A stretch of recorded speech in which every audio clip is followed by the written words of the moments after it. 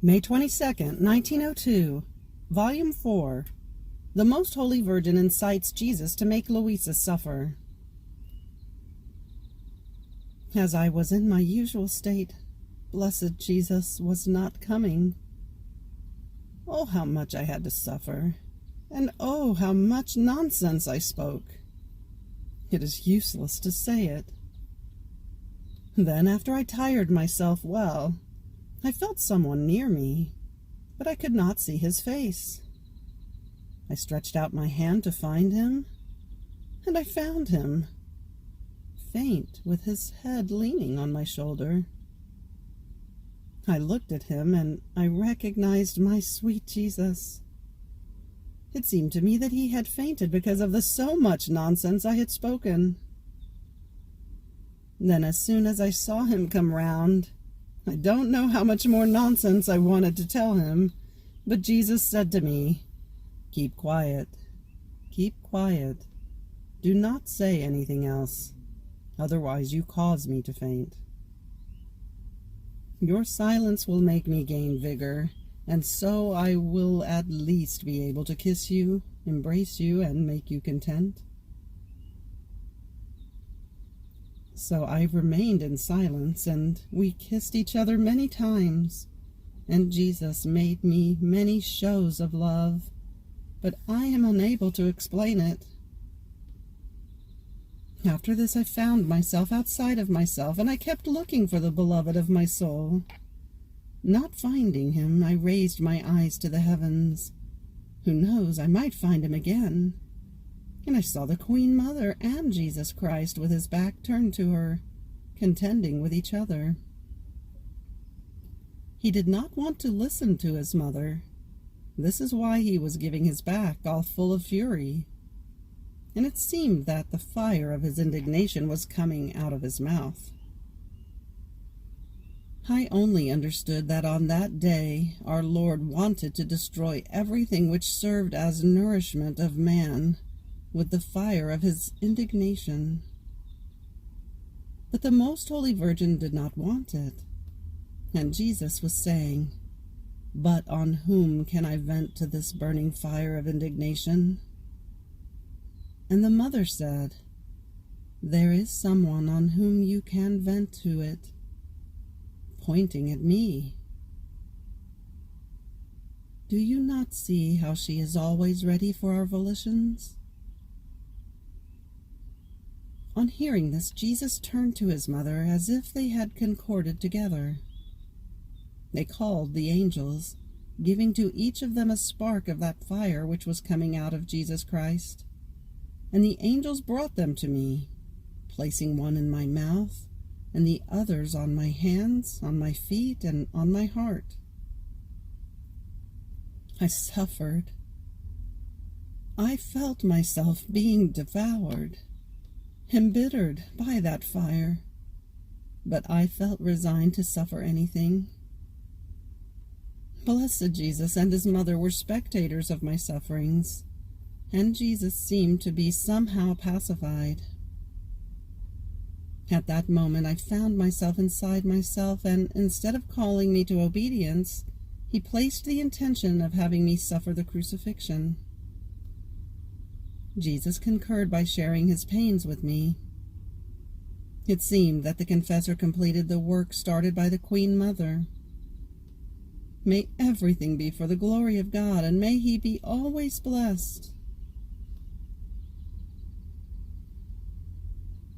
May 22nd, 1909, Volume 9, The Sweet Notes of Love.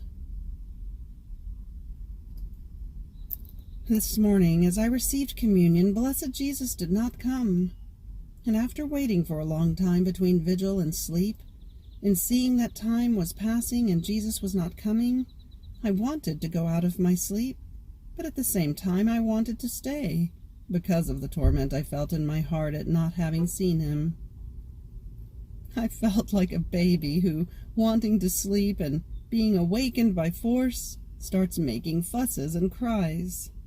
However, in my fussing, while striving to wake up, I said within my interior, "What bitter separation! I feel lifeless, yet I live." but life is harder than death. However may your privation be for love of you, the bitterness I feel, for love of you, my tormented heart, for love of you, the life I don't feel though I live. But so that it may be more acceptable to you, I unite this suffering of mine to the intensity of your love, and with mine I offer you your own love.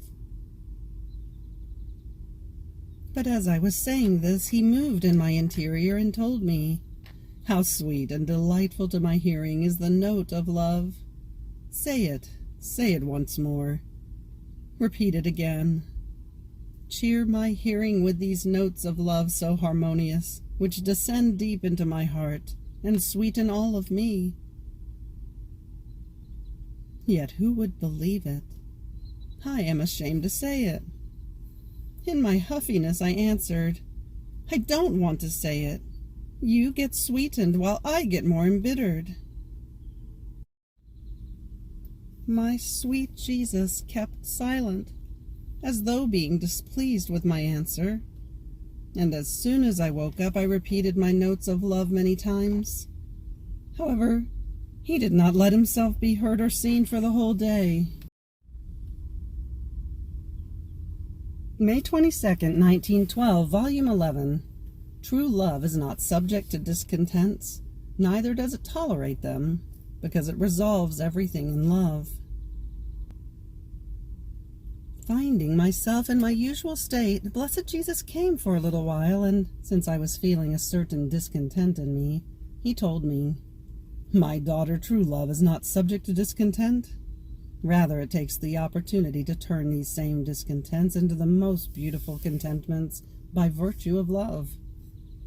Further, since I am the contentment of contentments, I cannot tolerate any discontent, any more than if it were my own rather than hers.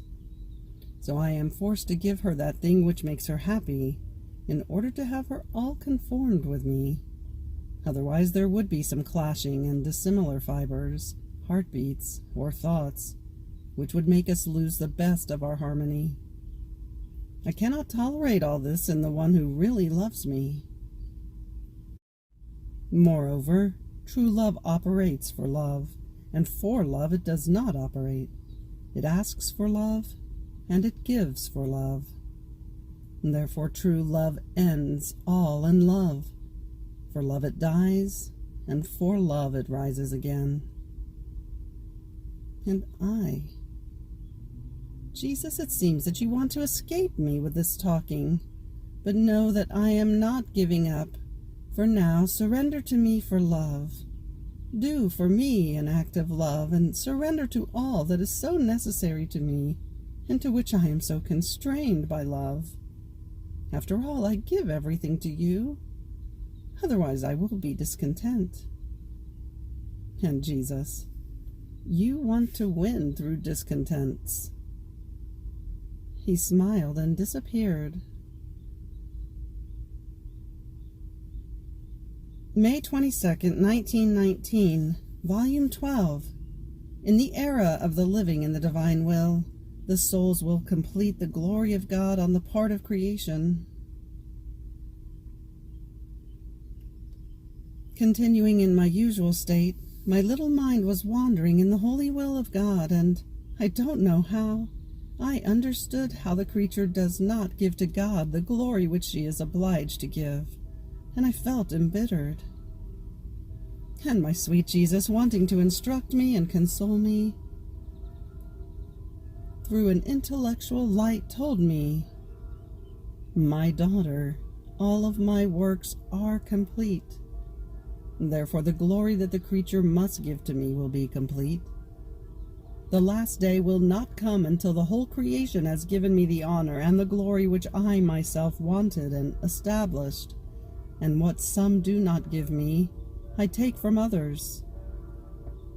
In these I redouble the graces which others reject from me, and from these I receive double love and glory.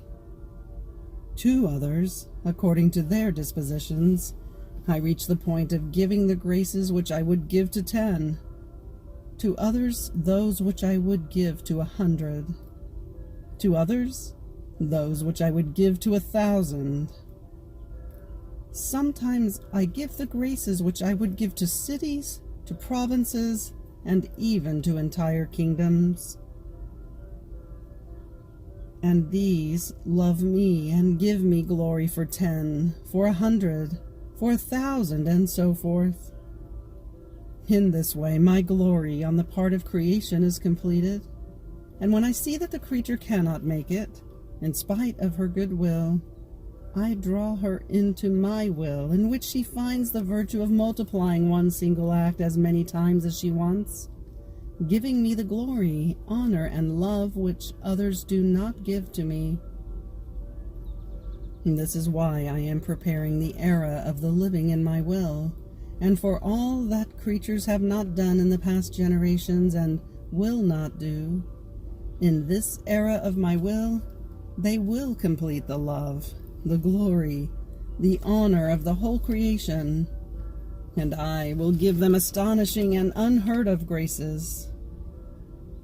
This is why I am calling you to live in my will, and I whisper into your ear, Jesus, I lay at your feet the adoration, the subjection of the whole human family. I place in your heart the I love you of all. On your lips I impress my kiss in order to seal the kiss of all generations. I clasp you with my arms in order to clasp you with the arms of all, to bring you the glory of all the works of all creatures. And I feel in you the adoration, the I love you, the kiss and so forth of the whole human family. How could I not give to you the love, the kisses, the graces which I should give to the others? Now know, my daughter, that what the creature does on earth is the capital that she forms for heaven. Therefore, if she does little, she will have little. If much, she will have much. If one loved me and glorified me for 10, she will receive 10 more contentments, corresponding to as much glory, and will be loved by me 10 times as much. If another loved me and glorified me for 100 and for 1,000, she will receive contentments, love, and glory for 100 and for 1,000. In this way, I will give to creation all that I have decided to give, and the creation will give me all that I must receive from them, and my glory will be completed in everything. May 22nd, 1927, Volume 21. How in creation the number of all things was established, even of the human acts. How Jesus enclosed everything within himself.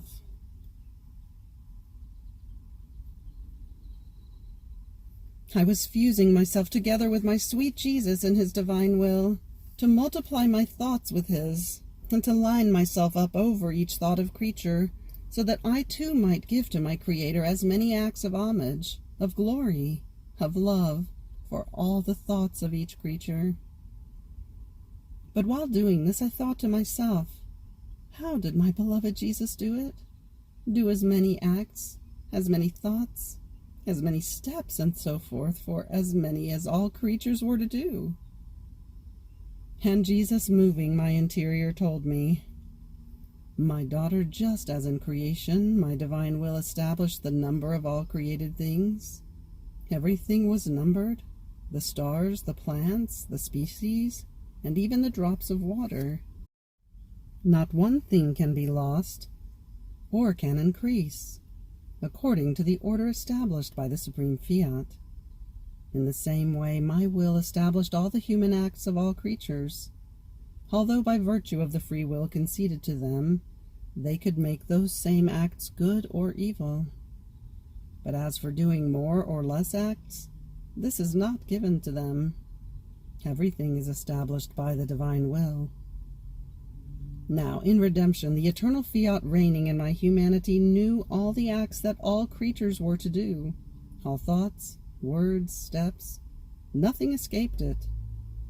Therefore it is no wonder that I multiplied my acts for each act of creatures, so that the glory of the celestial Father might be complete on my part, in the name of each creature, and for each one of their acts, and the good I impetrated for them might have complete fullness, in such a way that each one of their acts, thoughts, words, and steps was to have my act as help of their act, each thought of mine as help and light of each thought of theirs, and so with all the rest done by creatures.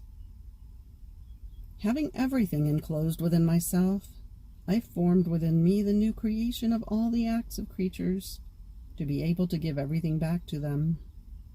Nothing escaped me, otherwise it would not have been a work worthy of your Jesus. If even just one thought had escaped me, the creature would have found the void of my thought, and if she wanted to, she would not have found the help, the strength, and the light for her thought. Now, my daughter, I want you in my divine will, so that together with me you may form this new creation of all the human acts of creatures, in order to impetrate the kingdom of the supreme Fiat from my celestial Father.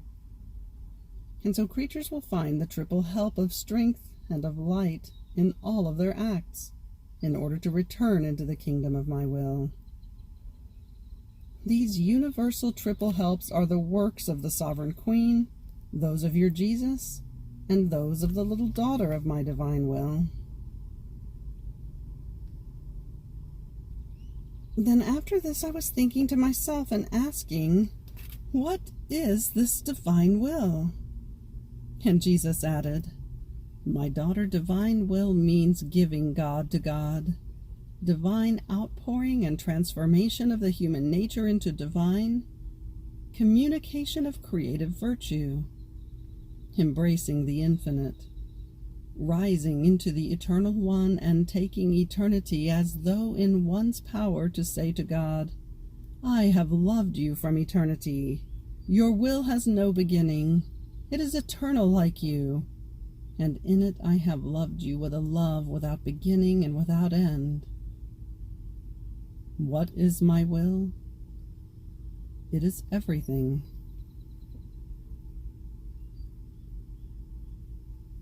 May 22nd, 1932, Volume 30. Delightful scenes that the soul forms for her Creator. The divine will give to the creature the gift of infused science, which will be like a divine eye for her. My poor mind swims in the immense sea of the divine will. In the sea it continuously murmurs. But what does it murmur? Love, praise, thanksgivings. And the Supreme Being lets his murmur meet that of the creature, and he gives love in order to receive love. What sweet encounter between the Creator and the creature, that they love each other in turn. And in this exchange of love, they form waves of love, of light, of indescribable beauty, that the poor creature, not being capable of enclosing completely in herself, feels drowning. And while she has taken who knows how much, the drowning that she feels impedes her from being able to repeat what she feels in herself, of the ineffable secrets of love, of light, of divine knowledge, that the murmur of the Eternal One has enclosed in her soul. But while I was lost in so many knowledges as to not know how to repeat them all, I feel myself stammering. The adaptable words are lacking to me, and in order not to blunder, I continue on. And my lovable Jesus, compassionating my incapacity and littleness, clasped me to himself in his arms and told me, my blessed daughter, you have reason that your littleness feels drowned under the immensity of my light, of my love, and of the innumerable truths that our adorable and holy being contains. But our power and immensity delights itself with refilling the creature so much with light, with love, with our various knowledges, with sanctity, even to drowning her. It is one of the most beautiful scenes to see the creature as drowned in our immensity, that she wants to speak and is drowned by light, by love, by surprising truths. Oh, how beautiful it is that she wants to speak about what she hears, and our waves invest her and reduce her to silence. Yet, with this way, we make a display of ourselves with our beloved creature, and we act like a teacher who wants to make a display of his science to his little disciple. He puts forth everything that he knows, and the disciple listens, fills his mind and heart.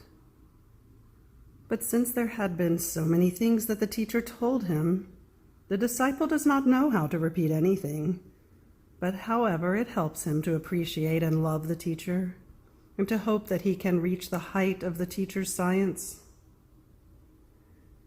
Being under his direction helps the teacher in order to make himself known and draw the attention and affection and fidelity of the disciple.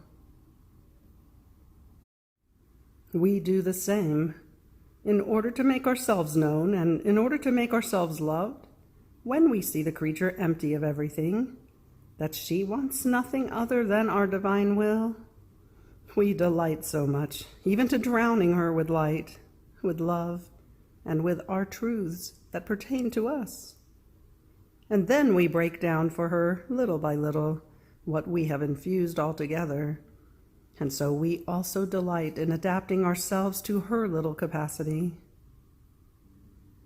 Now you must know that one who lives in the divine will reacquire among so many prerogatives the gift of infused science, gift that will be her guide in order to know our divine being, that will facilitate for her the carrying out of the kingdom of the divine Fiat in her soul. It will be as guide for her in the order of natural things.